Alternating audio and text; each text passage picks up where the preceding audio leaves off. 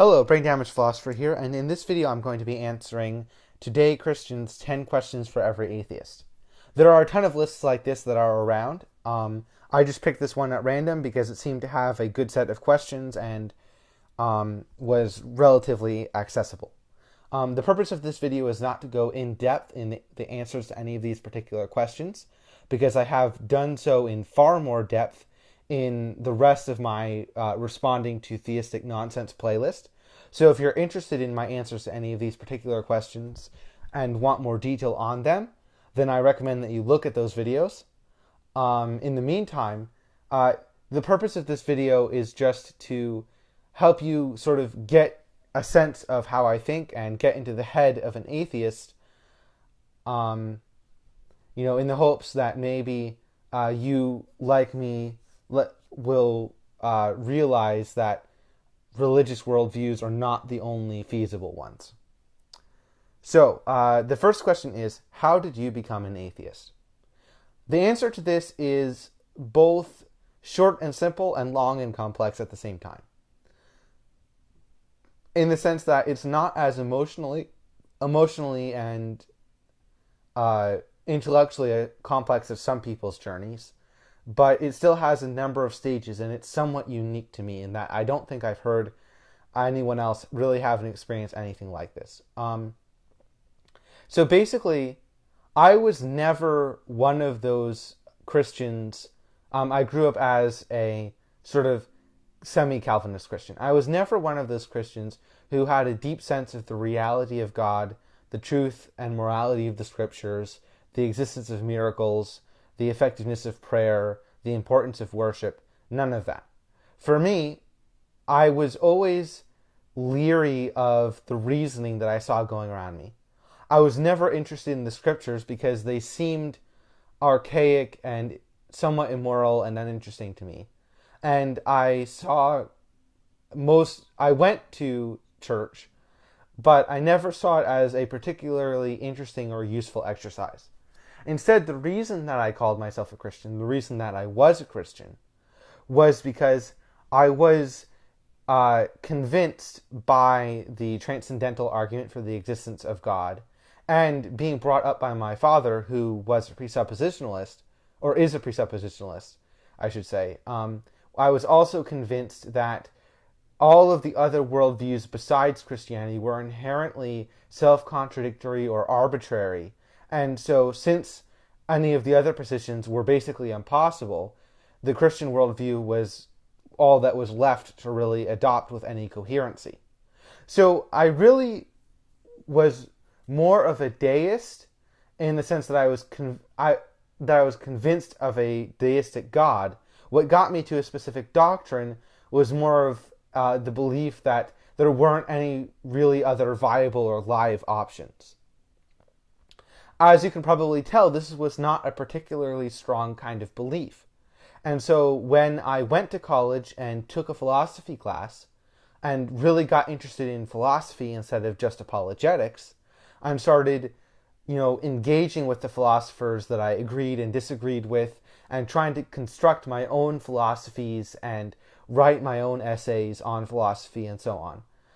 I began to realize that things like reason and morality, which I had thought could only be justified within a Christian worldview, did not depend on the Christian doctrine whatsoever at all, and were not particularly related to God either.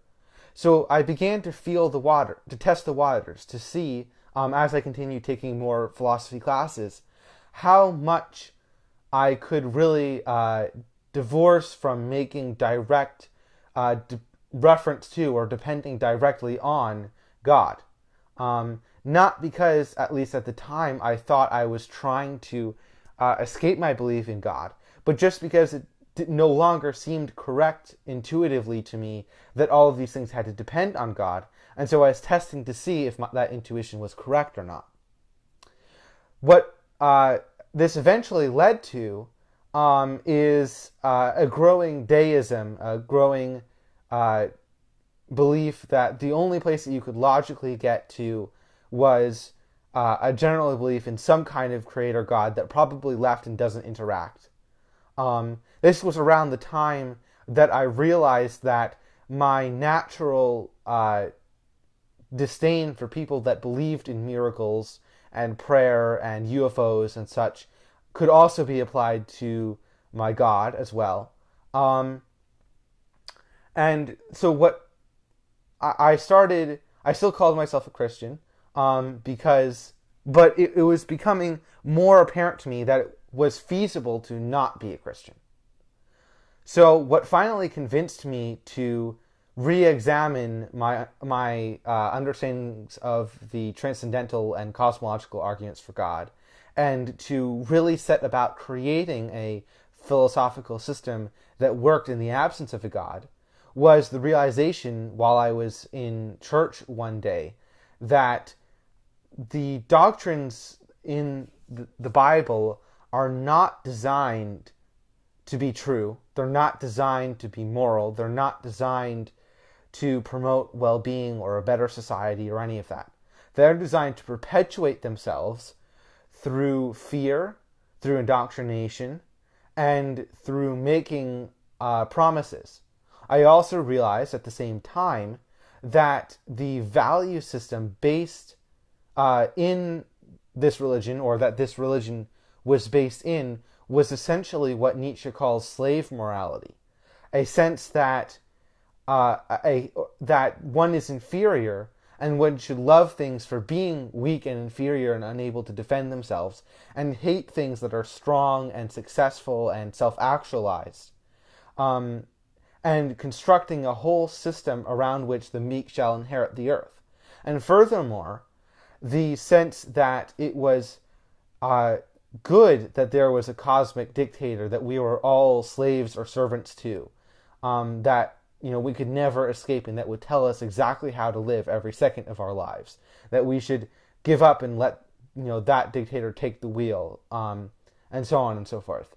These things kind of hit me, and I realized that I wasn't just remaining in something that was unnecessary but morally neutral and neutral in values as well. I was remaining in something that was actively stupid and hateful and small-minded and servile, and I didn't need to. And so I walked out of church in the middle of the sermon, jumped in my car, drove home, and started working on really understanding philosophy, beginning with ethics. So that's how I became an atheist. Okay, question 2. What happens when we die? I don't know. Neither do you. Neither does anyone. No one's ever come back from the grave and told us. At least we have no good evidence to think so. We can't send drones to check it out. We can't use probes. We have no clue. And I see absolutely no evidence that it is even possible that an afterlife exists, besides logical conceivability, which is a different thing than actual possibility. And I see even less evidence, if that were possible, that there is an afterlife at all. I think that when we die, it's a lot like the reverse of being born. Before you're born, you don't notice that you're not existing. And it's nice when you start existing, at least after a while, after you stop screaming, right? Death is exactly the opposite, right? It's been nice for a while, you scream for a bit, and then you don't notice anything. Question 3. What if you're wrong? Yeah, so I've dealt with Pascal's wager in 2 videos, adding up to more than an hour of content, so I don't really think that I need to address it here in much more detail than to say that it's not even been established that religions are possible, besides the fact that they are logically conceivable. And there's not no evidence, but there is no very good evidence. There's no good evidence. There's not even any possible evidence. There's the bare minimum of tiny indications that any religion might be true, and no religion seems more likely to be true than any other. So why would I spend the only life I know I'm going to have giving up my rationality, giving up my individuality, giving up my decency, giving up my thought to try to force myself to believe and indoctrinate myself into believing a religion that might not even be the right one. Generally, we don't worry about threats that have a minuscule probability of ever happening. So I don't see why we would in this case either. Again, especially since whatever religion we pick, there's a possibility that there's another one that's actually correct.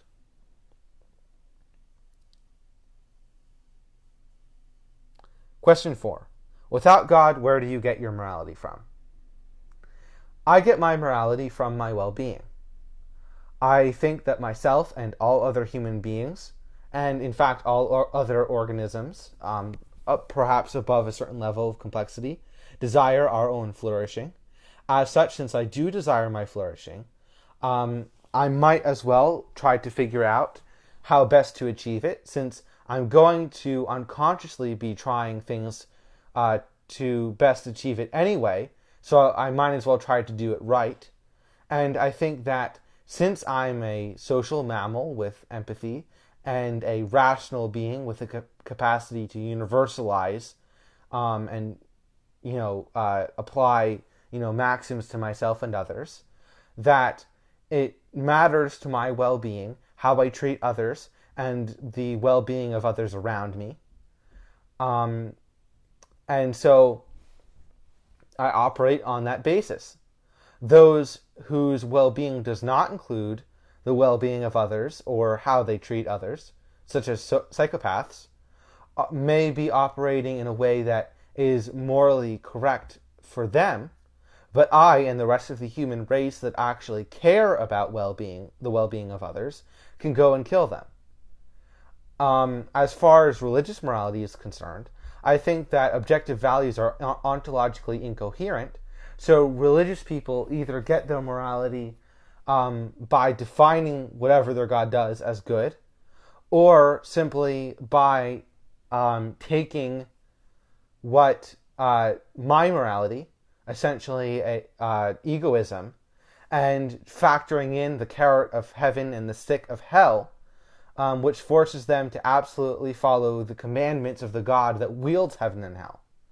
However, simply defining morality as whatever a God says is obviously not particularly appealing, since I can define morality as whatever I want to if I wanted to do that.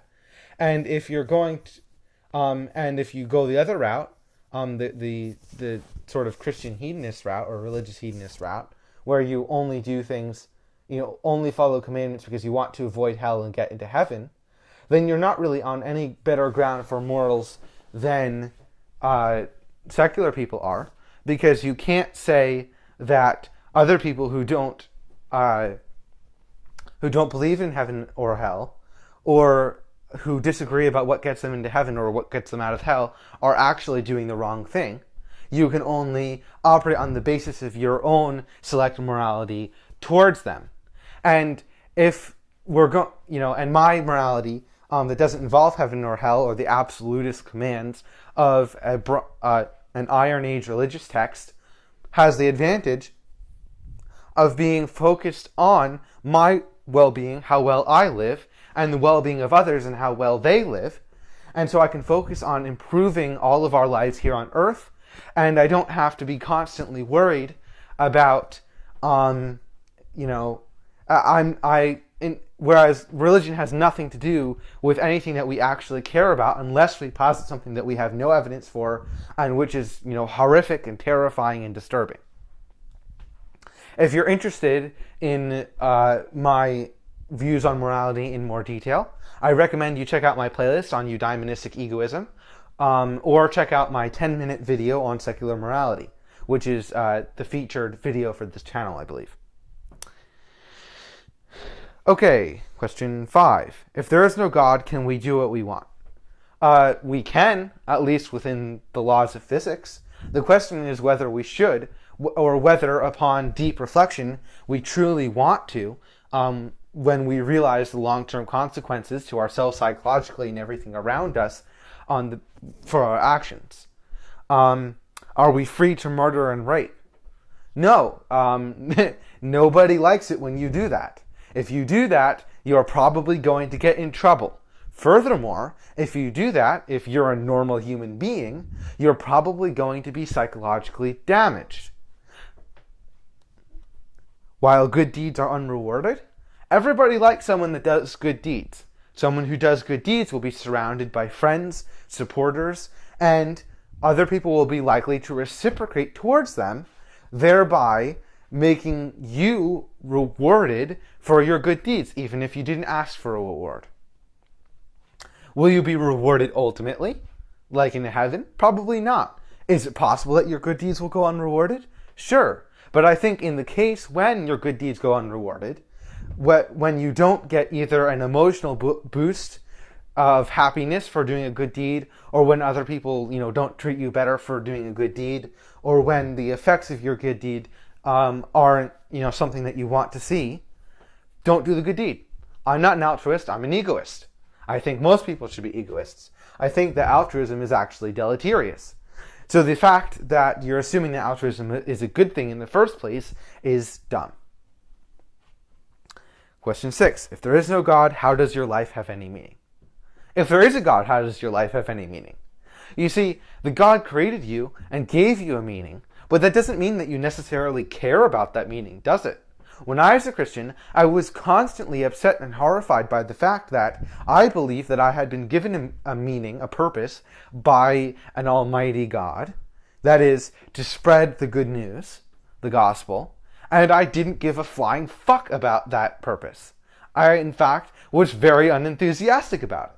And now, I was thinking about an entire life ahead of me, trying to somehow finagle the things I actually wanted to do, programming and philosophy and writing, into somehow fitting and bending towards the purpose that I had been given from an outsider. You see, that's the thing about a meaning that's granted by religion. You might find it meaningful, you might not. It's not connected to you, it has nothing to do with you or your values or what you care about or what you're good at, and so it's a crapshoot. You might find spreading the gospel super meaningful, or you might, find it terrible. Whereas if you create your own meaning for yourself, it's pure self-actualization. It's guaranteed to be something that makes you happy, that gets you up in the morning and gets you through the day and makes you, that you think about before you go to sleep at night, right? And the beauty of it for humans, for atheists, for secularists, is that our meaning can change. Yours can't.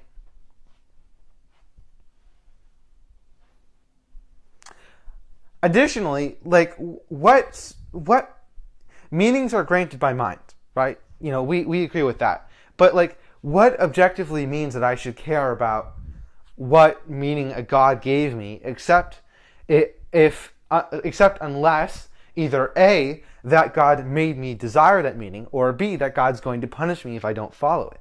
And then we're back to morality again. Okay.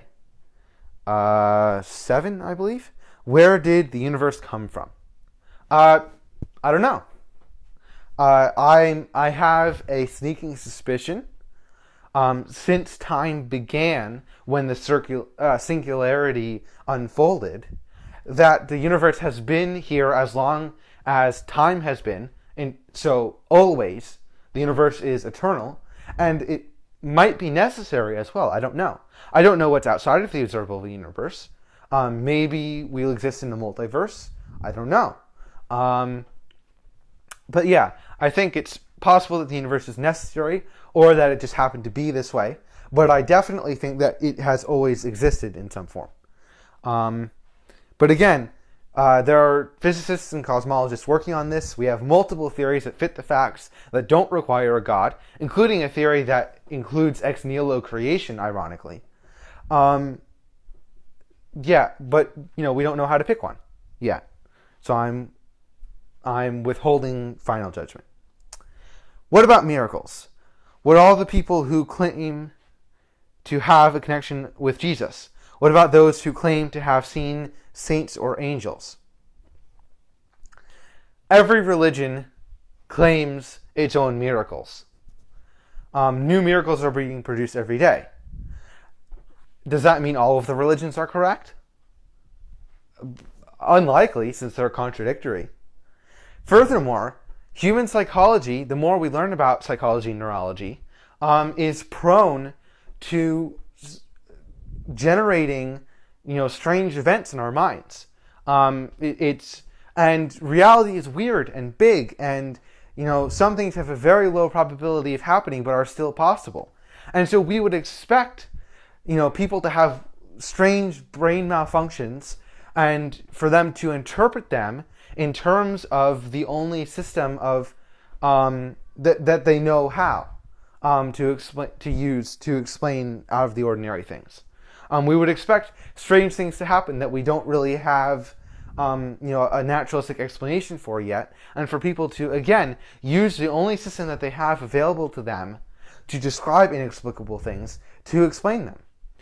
For instance, there have been a number of times when animals rained from the sky, and people thought this was a miracle until we realized that there's a very rare but totally possible natural event where you get a tornado over the sea that picks up critters, and storm happens, throws them down somewhere else. Every time that we've claimed that something has a supernatural explanation, it's turned out to have a naturalistic explanation. And we've never gone the other way around. So my priors are very high that things will have a natural explanation. Just to begin with, besides the fact that we would actually expect a lot of miracle-like things and things described as miracles just under naturalistic terms. Okay, question 8 or 9. I might have lost count somewhere. What's your view of Dawkins, Hitchens, and Harris?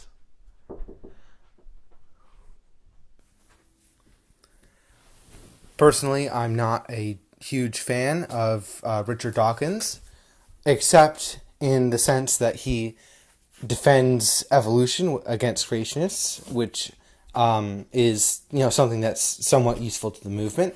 However, and I acknowledge that his historical importance in furthering atheism. However, I think that he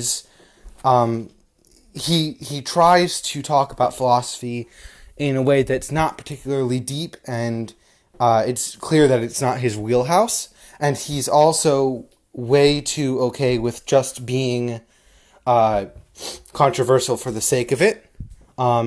See his recent posts about transgender people and eating human meat and so on and so forth. Hitchens is also controversial for the sake of it, but I think he does it with more finesse, as he's trying to accentuate the actual character of the things that he's battling against by making actually accurate analogies to things in the real world that we understand. And it just so happens that those things are usually bad.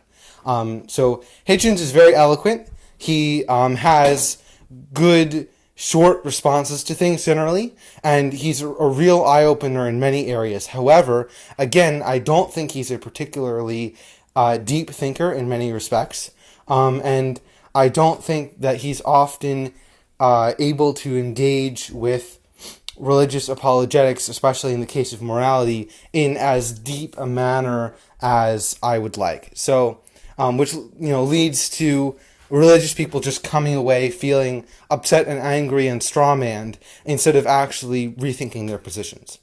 As for Sam Harris, I find his approach to morality interesting. I find his approach to religion interesting in that he's attempting to not throw the baby out with the bathwater by keeping the validity of the experiences that most people interpret as religious, while at the same time explaining how they can be had without religion and how they can be explained with naturalistic means. Sam Harris is a very sharp and insightful and clear debater, and I think of the three of them, I like him the most, even though I generally have the most just outright fun watching Hitchens' videos. And then finally, 10. If there is no God, then why does every society have a religion? Because most people are, they don't want to accept that they just don't know things. They want comfort. They want, they have a hyperactive agency detector. They have pareidolia. They seek patterns. They're generally superstitious and generally don't have a good epistemology.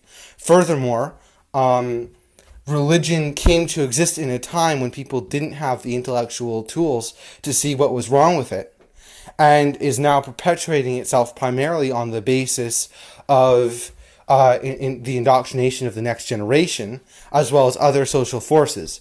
For more on this, I recommend you watch my video about but why are so many people religious. So yeah, I hope that this video was at least somewhat interesting to you.